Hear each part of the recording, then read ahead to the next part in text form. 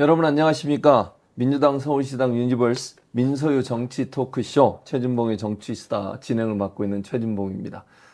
저희가 이제 시즌4로 돌아와서 두 번째 순서입니다. 지난주에 처음 시즌4를 시작을 했고 오늘 두 번째 순서인데요. 오늘 이제 원래는 오마이뉴스에 박종우 기자 함께 하는데 오늘 이제 상암에서 축구 경기가 있어서 차가 많이 막히고 있습니다. 그래서 오늘 아직까지 도착을 못했는데 오는 대로 합류하도록 하고 또 한 분이시죠. 22대 총선에 서울 성북구 을에서 당선된 김남근 더불어민주당 의원님 어서 네, 오십시오. 안녕하세요. 예. 성북을 국회의원 김남근입니다. 예, 반갑습니다, 의원님. 자, 그리고 잠시 뒤에는 황희두 노무현 재단 이사도 함께 모시고 얘기 나눠보도록 하고요. 먼저 전반부에는 4월 총선에서 22대 국회 입성하신 민주당 초선 의원 직접 스튜디오 모시고 얘기 들어보는 오늘 김남근 의원님 모시고 오늘 의정 활동에 대한 각오 그리고 계획들을 좀 들어보는 시간을 갖도록 하겠습니다.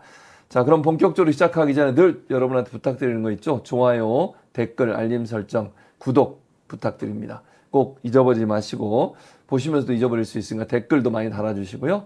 또 궁금한 점 있으면 물어보시면 제가 또 대신 김 의원님께 여쭤보도록 하겠습니다. 자, 김남근 의원님은 참여연대 그리고 민주사회를 위한 변호사 모임 민변에서 활동을 많이 하셨고요. 민생경제 전문가라는 타이틀을 갖고 있습니다. 그래서 이제 두 번째 소임으로 저희가 모셨는데 시민운동가로 오랫동안 활동하시다가 이제 정치 현장에 직접 들어오셨고 이제는 이제 정치 현장에서 입법 활동을 하시게 된 건데 이번에 그 전반기에 정무위로 활동하시기로 됐다면서요, 네, 의원님. 그 특별히 정무위를 선택하신 이유가 있으십니까? 뭐 제가 주로 밖에서 이제 국회를 상대로 입법 개혁 운동을 했었는데 예. 뭐 주된 내용은 주로 경제적 약자인 중소상공인이나 뭐 세입자 같은 경제적 약자를 이제 보호하는 운동이었습니다. 예. 뭐 대부분 이제 뭐 독과점 지배 남용에 대해서 독과점 규제법을 만들자라든가 불공정 행위, 뭐 갑질 행위에 대해서 그 서민, 중산층 경제 약자를 보호하자는 이제 그런 운동이어서 대부분의 이슈들이 이제 이 정무위에 있는 공정거래나 금융위원회 관련 이슈들이었습니다. 네, 그러니까 주로 말씀하신 것처럼 뭐 은행, 증권사, 금융 관련된 업무를 시민사회 활동을 하면서 많이 하셨고 그게 계기가 돼서 정무위원회에 이제 합류하게 되신 예, 이유가 예. 되셨다 말씀을 하셨는데 그리고 또 의원님하고 을지로위원회 뭐 이번에 이제 의장님이 되신 우원식 의장님도 을지로위원회 위원장을 하셨지 않습니까? 플랫폼 규제를 위한 법 근거 준비한 것으로 알려지고 있는데 이 플랫폼 규제에 대한 법 어떻게 준비되고 있는지 궁금한데 설명 부탁드리겠습니다. 코로나19 이후에 이제 산업이 급속하게 이제 이 플랫폼 경제로 전환되고 있습니다. 예. 우리나라 중소기업이나 자영업자 중에 이제 매출의 50% 이상을 플랫폼을 통해서 얻는 데들이 한 80% 이상이 될 정도이고요. 예. 근데 문제는 이제 플랫폼의 특징이 이제 독과점이라는 겁니다. 뭐 하나의 플랫폼이 뭐 2위하고도 현격하게 점유율을 이제 격차를 벌리고 독과점적 지위를 남용하고 있는데요. 뭐 예를 들면 이제 그 구글 플레이라고 예. 그러죠. 예. 그 이제 게임이라든가 뭐 애플리케이션이나, 음원이라든가 뭐 예. 웹툰이라든가 애플리케이션 다운 받으려면 구글 플레이를 통해서 다운 받아야 되는데 예. 그래서 이걸 경쟁하기 위해서 우리나라에 있는 이제 세 개의 이동통신사들하고 네이버가 이제 원스토어라고 하는 이제 우리 토종 앱마켓을 만들었죠. 근데 구글이 이제 이 토종 앱마켓이 성장하지 못하도록 게임사들로 하여금 거기에 게임을 출시하지 못하도록 막아버리고 이러다 보니까 이게 성장하다가 그냥 성장이 딱 멈춰버리고 그냥 쪼그라들어가지고 이제 더 이상 어떤 성장을 못하는 그런 이제 상태가 됐습니다. 예. 그러면서 이제 구글 플레이는 30%의 과도한 수수료를 받으니까 그럼 뭐 웹툰 해가지고 30% 수수료를 내야 소비자를 만나니까 어떤 이익을 내기가 어렵잖아요. 뭐 그렇죠. 우리나라 음원회사들도 이제 뭐 거의 고사되는 그런 상황들이 있고 책도 전부 다 이제 전자책으로 전환하도록 요즘, 되어 네, 있었는데 맞습니다. 출판사들이 30% 수수료를 내고 전자책 사업을 하기 어렵잖아요. 그렇죠. 그러니까 그것도 전자책이라는 형태로서의 어떤 새로운 혁신을 시도하고 있었는데 출판계들이 다 멈춰버리고 이제 쪼그라든 상태이고 왜냐면 독과점 피해가 굉장히 심한 거죠. 그래서 이런 좀 독과점 피해에 대해서는 좀 이것을 규제하는 이제 예. 그 플랫폼 독과점 규제법 같은 걸 만들어야 된다는 것이고요. 또 배달앱 같은 경우에는 이제 자영업자들이 배달앱을 이용해서 팔면 예. 뭐 중개 수수료 내야죠, 그렇죠. 배달 수수료 내야죠, 광고비 내야죠, 결제 수수료 내야죠. 그래서 이것저것 다 내면 뭐 많게는 40%까지 내야 된다는 거예요. 그러다 보니까 이게 정상적으로 이윤을 내기가 어려워서 또 이런 배달앱이라든가 뭐 패션앱이라든가 숙박앱이라든가 이런 데들에 대해서는 이러한 불공정 행위들에 대해서 좀 거래를 공정하게 할 수 있는 법을 만들어 달라 해서 온라인 플랫폼 거래 공정화에 관한 법률 같은 것들을 이제 추진하고 있고요. 예. 세 번째로 이제 소비자들도 피해를 보고 있거든요. 예. 플랫폼에 대해서는 이제 뭐 예를 들어서 뭐 다크 패션이라든가 이제 이렇게 소비자를 기만하는 여러 표시 광고라든가 이런 것들이 많이 있어서 뭐 그런 부분에 대해서는 또 소비자를 보호하기 위한 뭐 전자상거래법, 그래서 크게 보면 독점규제법, 거래공정화법, 소비자보호법 예. 이렇게 이제 세 가지가 전 세계적으로 이렇게 공통적으로 추진되고 있습니다. 예. 한국에서도 그런 플랫폼 독과점 규제법, 거래공정화법, 그다음에 이제 소비자보호법들을 추진하는 그런 준비들을 하고 있습니다. 그래도 말씀 들어보니까 정말로 지금 현 시대에 변화하고 있는 새로운 마켓, 이 시장의 변화에 적합하게 적용되는 법이라는 생각이 들어요. 왜냐하면 현실을 법이 따라가지 못하는 경우들이 많이 있지 않습니까? 기존의 법으로 규제가 안 되는 부분도 있고 이런 부분들은 빨리빨리 좀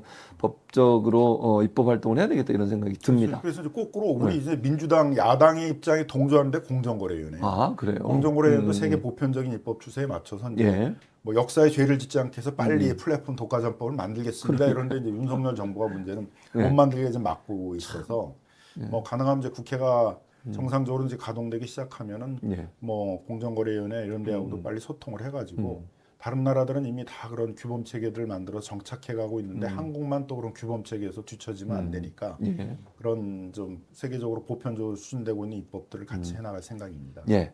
자 말씀을 나누는 동안 박정우 기자가 드디어 도착을 하셨습니다. 어서 오십시오. 네, 안녕하십니까. 죄송합니다. 어떻게 왜 이렇게 늦으셨어요? 차가 많이 이렇게 막힌 게 처음이에요.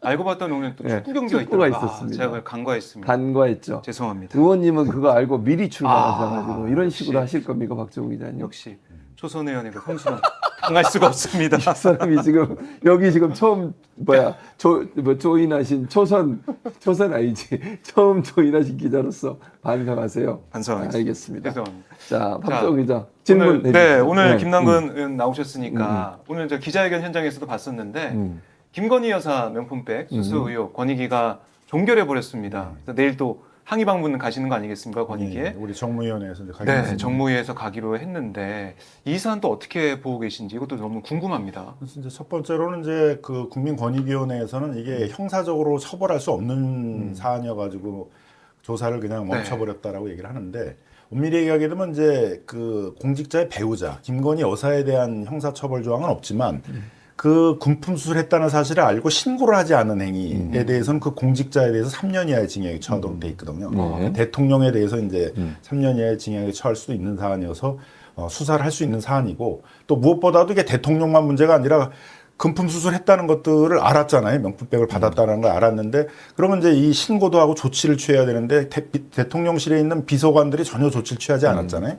그러니까 대통령실에 있는 비서관들도 형사처벌 대상이 될 수 있는 사안이거든요. 그러니까 그런 형사적인 책임이라는 측면에서도 조사가 필요하고 또 국민권익위원회는 이제 행정적 측면에서 보게 되면 그 청탁관리법을 관리하는 행정기관이에요. 네. 그래서 행정적 차원에서도 조사 의무가 있는 거죠. 그래서 왜 대통령실이라는 행정부의 최고 기관이 그 금품 수수와 같은 것들을 예방하는 시스템들을 제대로 갖추지를 못했었는가.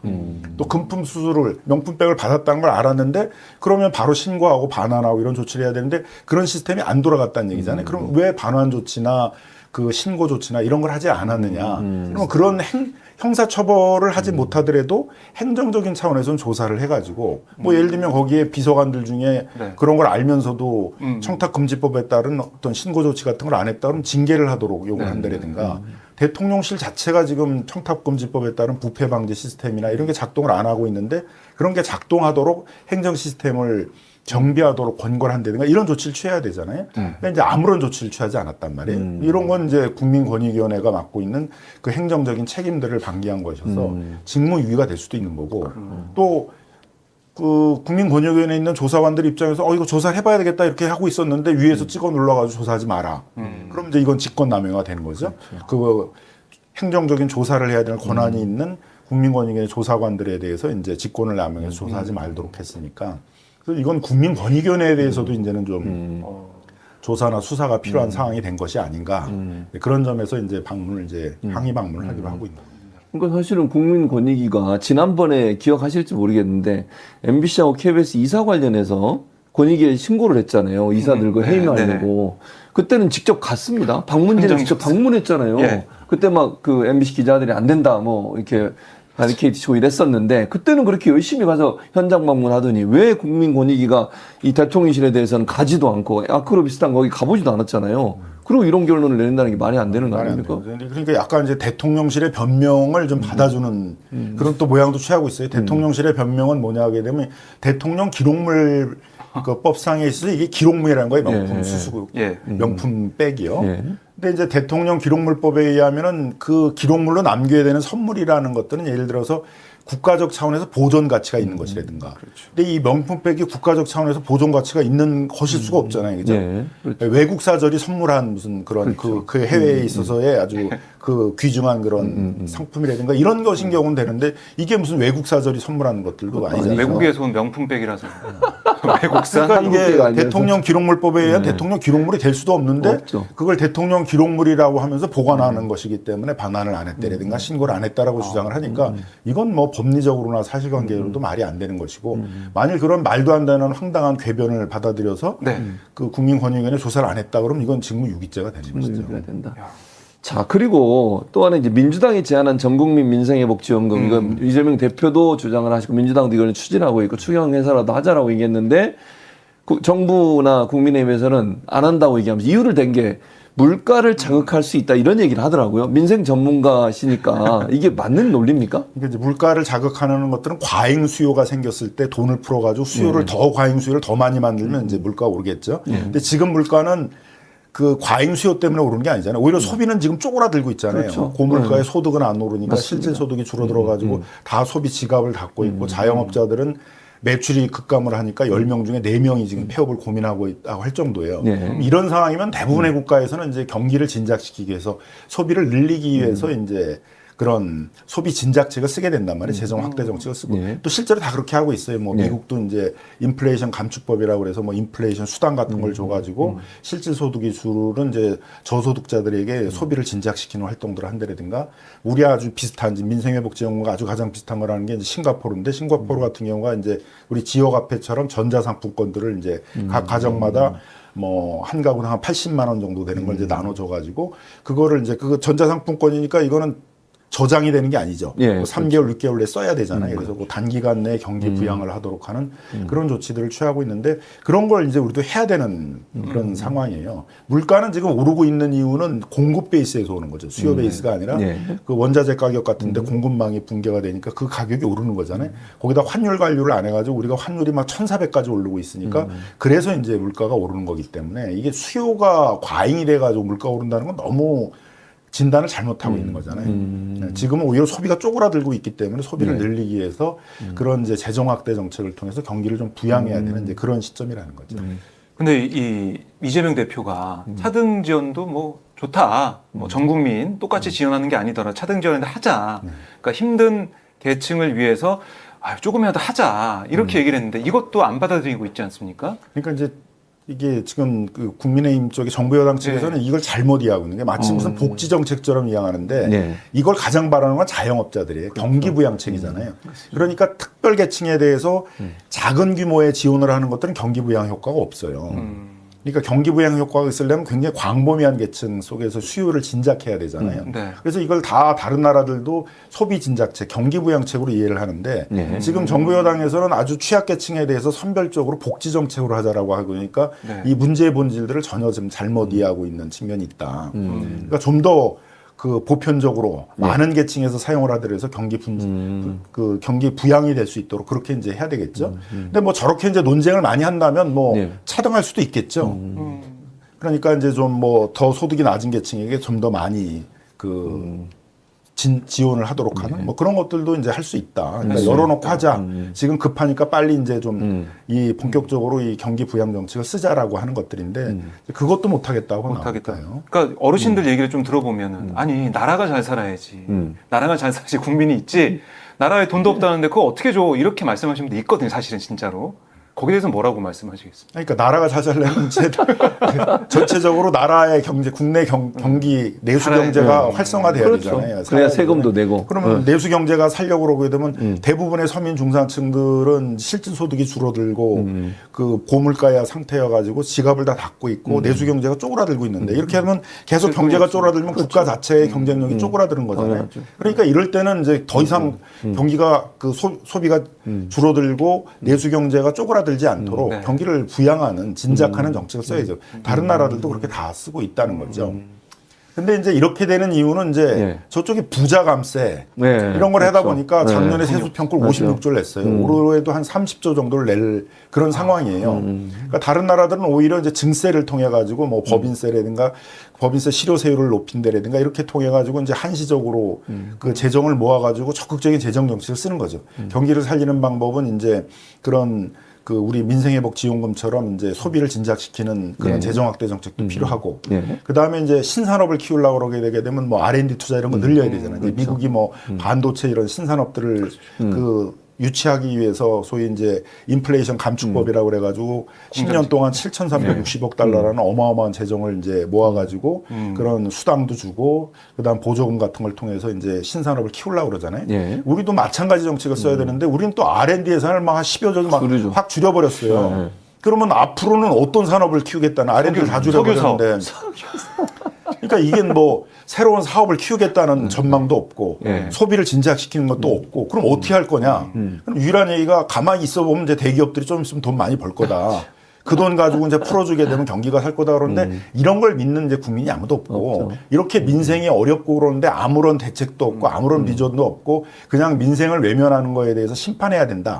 그래서 4.10 그 총선에 있어서의 분위기는 이제 윤석열 정부의 오만불선을 이제 심판한다는 것도 있었지만 네. 사실은 더 본질적인 건 경제 심판이었어요. 그래서 이런 민생을 외면하고 이렇게 어려운데 아무런 대책도 세우지 않는 거에 대해서 심판을 한 건데 총선이 끝나고서도 아무런 대책을 안 하는 거예요. 그래서 지금 마치 여야가 바뀌었어. 그러니까요. 그러니까 민주당은 지금 다른 열심히 나라처럼 하려고 경제를 그러고. 살리기 위해서 네. 민생회복 지원도 하고 R&D 예산도 늘리고 신산업 키우자 그러고 지금 그러고 있는데 아이디어를 냈는데. 근데 정부는 국민의힘은 그런 거 다 안 돼. 안 돼. 이거 안 돼. 저거 안 돼. 우리 건전재정에서 안 돼. 그럼 뭐야? 그럼 대기업들이 돈 벌면 해결해 줄 거야. 이건 너무 무책임하잖아요. 그러니까 이제 의원님은 원외에서 입법 지원들을 올해 많이 하셨어요. 그래서 민생 관련된 법안 만드는데도 21대도 맞아요. 많이 기여를 하셨는데 이제 본인이 직접 이제 입법 활동을 할 수 있는 국회의원이 되셨으니까 22대에서 이런 법들은 좀 만들고 싶다 이런 계획된 법들이 좀 있습니까? 그러니까 이제 이렇게 경기가 장기간 어려워서 이제 그럼 경기가 어려워지면 이제 양극화 불평등 더 심해지는 거거든요. 그렇죠. 중소기업들 같은 경우에 있어서는 이제 거의 영업이익을 내기 어려운 상황으로 내몰린 데들이 태반이고 그다음에 가맹점, 대림점과 같이 대기업과의 거래를 통해서 그 하는 종속적 자영업자들은 거래 조건이 악화되면서 굉장히 어려워지고 있어요. 예. 그럼 거기에 종사하고 있는 근로자들은 더 같이 어려워질 거 아니에요. 다 근로 빈곤층으로 지금 전락해 가고 있는 상황이죠. 그럼 이런 양극화를 막기 위한 조치를 취해야 돼요. 그 방법 중에 하나는 이제 경제의 약자들이 단체를 구성해서 그 거래 조건을 집단적으로 교섭하게 하는 거거든요. 그래서 얼마 전에 이제 택시 단체들이 카카오하고 집단 교섭을 그랬었죠. 통해 가지고 가맹 수수료를 절반으로 내렸거든요. 그 뭐 투썸 플레이스, 뭐 할리스 커피, 뭐 이런 가맹점주 단체들이 그런 단체 교섭들을 통해 가지고 이제 그런 그 고가의 뭐 필수 물품 같은 걸 사라고 강요하는 행위들 이런 것들을 막고 거래 조건을 개선했단 말이에요. 네. 그래서 이런 것들을 좀 법적 근거를 만들어 줄 필요가 있다는 거죠. 그래서 중소기업 같은 경우는 중소기업 협동조합한테 네. 대기업과 이런 단체 교섭을 할 수 있는 권한들을 부여를 하고 그러면 이제 납품 거래를 할 때도 그 납품 단가 대금을 정하는 것들도 개별 중소기업이 정하면은 계속 악화될 거 아니에요. 그렇죠. 근데 중소기업 협동조합 단위로 집단 교섭을 해서 하는 경우에 있어서는 그런 거래 조건을 개선할 수가 있는 거죠. 가맹점주 단체, 대리점주 단체 그런 권한을 주고 온라인 플랫폼 거래 공정화법에서도 그 입점 업체들이 단체를 구성해서 그 거대 플랫폼들하고 교섭을 통해 가지고 이제 그 수수료나 이런 것들을 정하도록 하는 네. 그런 이제 단체 협상 우리가 육법, 뭐 상생협의 육법이라고 합니다만은 이런 이제 법들을 통해 가지고 거래 조건이 악화되는 걸 막고 또 이들이 거래 조건이 개선이 돼 가지고 어떤 양극화나 불평등을 좀 줄일 수 있도록 하는 이제 그런 입법이 이제 필요로 되는데요. 네. 21대 국회 말에 이제 가맹점 거래 공정화법에 그런 내용들이 담겨서 본회의까지 올라갔어요. 근데 김진표 국회의장이 그걸 상정을 안 해줬어. 그러니까 이제 김진표 의장님 이런 분들이 이제 이 민생 입법은 좀 너무 가볍게 보시는 거지. 뭐 그런 거는 중요한 법 아니야. 이렇게 이제 해보니까 뭐 그 가맹점주들은 한 100만 되는 그 종사자들은 이제 속이 타는 거잖아요. 하죠. 네. 그렇죠. 그래서 22대에는 이제 새로 되신 국회의장이 이제 민생 입법 이런 거 우선적으로 맞아요. 좀 을지로위원회도 챙기겠다고 열심히 하는 이제 분이니까 요런 이제 민생 입법의 중요한 요 단체 협상 육법, 상생협의 육법, 양극화 불평등을 이거는 줄이는 통과되겠네요. 육법 그러니까요. 요런 거부터 이제 좀 빨리 좀 추진하자 이거죠. 근데 중요한 건 정무위원장이 아직 없어서 빨리 일해야 되는데. 목요일까지 원래 좀 기다리다가 민주당이 추진하기로 하지 않았습니까? 원님 어떻습니까? 본인이? 뭐 가능하면 이제 최대한 협상을 하고 네. 합의를 해서 상임위원장을 이제 임명하는 게 이제 좋다 이렇게 생각을 하는데 근데 마냥 기다리면 안 된다. 그렇죠. 그러니까 21대 국회가 많이 비난받는 것 중에 하나가 국회 초반기에 뭐 협상이나 합의가 안 되면 그냥 다 맞아요. 손을 놓고 있는 거예요. 뭐 올스톱 1년, 때문에. 2년 뭐 그냥 네. 계속 기다리다 보니까 이제 뭐 문재인 정권 무능하다 뭐 이런 얘기가 나오게 되고 21대 국회의원들에게 무책임하다 이제 뭐 여야를 다 뛰어넘어가지고 이제 이런 비판들이 많았잖아요. 그러니까 22대는 그걸 이제 반면교사로 삼아서 하다가 안 되면 어느 정도 단계를 진척을 시켜야 돼요. 그렇죠. 뭐 하다가 뭐 법안 소위 안 되게 되면 전체 상임위 차원에서 논의를 해가지고 표결을 해서라도 필요한 법안들은 이제 통과시키고 그러더라도 또 협상은 되는 거거든요. 법사에 가서도 또 법사에서 또 협상할 수 있잖아요. 네. 또 그게 안 되면 또 법사위를 이제 통과시켜서 본회의로 올리고 본회의에 올려갔을 때도 또 협상이 돼요. 하다못해 본회의를 통과했는데 거부권을 행사한 다음에도 또 협상은 되잖아요. 그죠? 그렇죠. 그래서 이태원 기회가 참사 많아요. 특별법, 네. 진상조사 특별법은 맞아요. 거부권을 그- 행사한 다음에 또 합의를 해서 결국은 이제 통과를 해서 지금 시행을 이제 하게 되었잖아요. 그러니까 예, 예. 여러 단계에서 합의나 논의는 되기 때문에 21대처럼 그냥 초기에 논의가 안 되면 다 멈춰버리고 서로 합의될 때까지 마냥 1년이고 2년이고 기다리자 이제 이런 것들은 좀 무책임한 국회가 되기 쉽기 때문에 어느 정도에서 안 되면 그 다음 단계까지는 좀 계속 진척을 시키자 이거죠. 그 다음 단계에서 계속 협상을 할 수 있는 거니까. 맞습니다. 자, 그리고 어제 이제 뭐죠?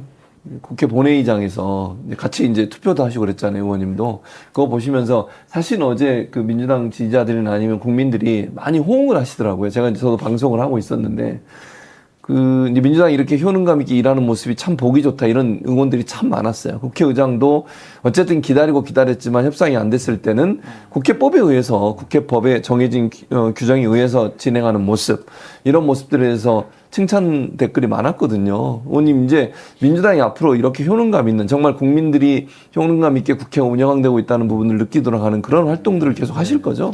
그래서 뭐 저희들도 이제 뭐 원래 협상을 해가지고 하자는 거였어요. 예. 처음부터 그냥 우리가 일방적으로 하자는 게 아니었고 그래서 2시에 본회의 한다 해서 또 기다렸고 맞습니다. 근데 또 협상을 한다 그래서 또 5시 한다 그래서 또 기다렸고 근데 또 협상을 해야 된다 그래서 8시까지 기다렸고 그랬었죠. 또 협상을 한다 그래서 이제 거의 9시까지 기다리다가 이제 결국은 안 되니까 이제 불가피하게 한 것이죠. 그래서 네.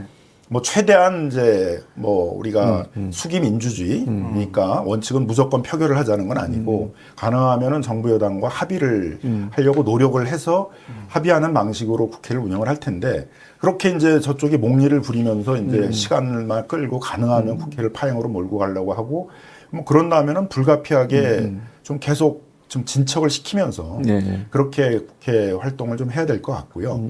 그래도 다음 단계에서 또 협상하고 다음 단계에서 얼마든지 협상할 기회는 있기 때문에 아예 초기 단계부터 시작 못하는 이러한 좀 무책임한 국회 활동을 좀 하면 안 된다 이렇게 생각합니다. 네. 그리고 이제 뭐 거의 이제 한두 가지 질문만 더 하고 이제 끝내야 될 것 같은데 성북구가 지역구시잖아요. 성북구의 현안이 뭔지도 궁금하고 또 지역구 의원으로서 성북구의 이런 부분들은 반드시 22대 의정 활동하는 동안 해결하겠다. 이런 각오의 말씀 좀 부탁드리겠습니다. 그래서 첫 번째는 이제 성북에 굉장히 다양한 민생들이 어울려져 있는데 그 도심제적으로서 패션 봉제 업체들이 많습니다. 이제 과거 이제 동대문이 패션 봉제의 메카였기 때문에 예. 그 주변에 종로, 중구 이제 이런 데도 지금 아직 패션 봉제 업체들이 많이 남아 있고 여기가 임대료가 많이 올리니까 이제 밀리다 보니까 이제 우리 성북 지역에 좀 임대료가 싼 이런 데 많이 와서 패션 봉제 업체가 있는데요. 근데 이제 중국과의 최근에 거래들이 끊기면서 굉장히 어려워졌습니다. 윤석열 정부가 중국과의 이제 그 외교 관계를 굉장히 어렵게 하니까 이제 그 어떻게 보면 직격탄이 이제 이런 민생 부분에 오는 거죠. 그래서 중국과의 거래가 끊기니까 이제 뭐 동남아 이제 이런 데만 남았고 그다음에 뭐 매출이 뭐 4분의 1까지 떨어졌다는 데도 있고. 근데 정부는 이제 패션 봉제 업체에 대해서는 이건 뭐 사양 산업이다 뭐 이렇게 이제 보면서 대부분 이제 지원을 안 하고 있어요. 근데 서울이라는 도시를 본다고 그러게 되면 이건 포기할 수 없는 그런 산업이거든요. 예. 세계적으로 대도시의 패션 봉제 업체를 패션 봉제 산업들을 포기한 나라는 없어요. 하다못해 뉴욕도 다 있어요. 그런 것들은 뭐. 그러니까 여기 서울만 하더라도 여기에 종사하시는 분들이 수십만에 해당되기 때문에 뭐 저는 이제 이 부분들에 계속 경쟁력을 살리기 위한 것들을 해야 된다. 그러기 위해서는 이제 뭐 공동 브랜드 같은 것도 만들어야 되고, 예. 그다음에 이제 뭐 무신사 같은 패션 플랫폼에 가서 물건을 팔면은 수수료만 27%를 내야 된대요. 중개 수수료가. 그러면 어떻게 이문을 남겠어요, 그죠? 그러니까 어떻게 보면 이제 서울시 같은 데서 이런 공동 플랫폼 같은 거를 만들어서 소비자들에게 좀 더 싼 수수료로 그 물건을 팔 수 있도록 또 해줘야 되고. 그 다음에 이제 폐기물 처리 이런 것도 좀 비용이 많이 들고 있어요. 네. 그래서 공동 폐기물 시스템을 만들어가지고 폐기물 처리를 해서 좀 친환경적으로 하면서도 그 폐기물을 저렴한 비용으로 처리할 수 있게 해준다든가. 이러려면은 이제 서울시 차원에서 이 좀 패션 봉제업이 있는 이런 여러 구에 있는 구청장들을 좀 지원을 하고, 네. 그 다음에 이제 그런 중소기업 협동조합 같은 것도 패션 봉제 종사자들이 좀 만들도록 하고 이제 이런 지원이 좀 필요한데. 예. 오세훈 시장 시정에서는 좀 이런 서민들 민생을 위한 것들은 좀 이렇게 좀 소홀히 되는 이게 뒤로 좀 밀려버리는 상황인 것 같아요. 그래서 뭐 그런 패션 봉제업체 경쟁력을 강화하기 위해서 뭐 패션 산업 경쟁력 강화에 관한 특별법 뭐 이런 것도 한번 좀 추진해 보겠다는 좀 생각이 있습니다. 예. 그다음에 이제 고령화가 되면서 생활체육이 중요하게 예, 되고 있어요. 그래서 뭐 50, 60대신 분들이 뭐 대부분 요즘은 뭐 주말 되게 되면 이제 여러 생활체육들을 하시죠. 합니다. 근데 이제 생활체육 시설이 부족한 거죠. 생활체육 시설들은 이제 많은 부분들은 학교에 이제 많이 있어요. 학교 시설을 이제 이용하면 되는데 학교가 다 문을 닫고 있는 데가 많아요. 교장 선생님들의 성향에 따라서. 근데 왜 그러면 그 좋은 시설들이 있는데 그 뭐 수업 중도 아니고 예. 그 주말이나 주말이나 이런 휴일에. 데를 좀 예. 사용하자는 건데 그러시냐 그랬더니 대부분 얘기하시는 게 그 생활체육을 하다가 누가 다치거나 그러게 되면 그 시설의 관리자나 소유자인 이제 교장 맞아요. 선생님이 책임을 책임을 져야 져야 될 되는. 수가 있다 이제 이거예요. 그래서 그런 부분에 대해서는 좀 책임을 면책해주는 우리 이제 민법 757조에 의하면 그 시설물의 관리자가 이제 책임을 져야 되는 이제 그런 손해배상 책임을 지는 조항이 있는데 그런 부분에 대해서 생활체육 시설들을 학교가 이제 개방해서 사용하게 했을 경우에는 좀 면책하는 조항 같은 것들도 만들고 또 생활체육 그 시설로서 학교를 개방해 줬을 경우에는 학교에 여러 인센티브 같은 것들을 줄 수 있는 뭐 생활체육진흥법 같은 것들 좀 개정 같은 것들 좀 낼 생각입니다. 좋습니다. 아니, 그러니까 저는 이제 마치 보내드려야 되는데 네. 김남국 의원님이 얘기 쭉 나누면서 느낀 점이 뭐냐면 정말 준비된 국회의원이다. 초선인데 이렇게 준비를 아니 그러니까 국회 들어가기를 기다리고 계셨던 것 같아요. 법안 이런 거 다 얘기하신 거 들어보면 이거 너무 잘 준비돼 있는 의원이다 이런 생각이 개인적으로 들었습니다. 그냥 바로 일만 맡기면 그걸 하실 것 같아. 그래서 뭐 저 혼자 하면 되는 게 아니라 네. 다른 또 의원들 물론 그렇긴 한데 요즘 뭐 제일 많이 하는 것들이 다른 의원님들과 계속 소통하고. 그 민생 단체들, 네. 뭐 중소상인 단체, 주거 단체, 뭐 이제 이런 분들을 초빙해서 그분들이 요구하는 이제 입법 요구라든가 이제 문제를 개선해 줄 것들을 계속 네. 듣고 거기서 이제 필요한 어떤 입법 아이디어, 또 입법 결의 뭐 이런 것들을 하는 작업들을 하고 있습니다. 아무튼 뭐 혼자만 든든합니다. 하지 않겠습니다. 네, 같이 하도록 하겠습니다. 든든합니다. 저는 민생 열심히 잘 하실 것 같아서 너무 든든하고 꼭 이번 22대 국회에서 좋은 성과 내시기 바랍니다. 네. 오늘 바쁜 시간 내주셔서 함께해 주셔서 감사합니다, 의원님. 네, 감사합니다. 감사합니다.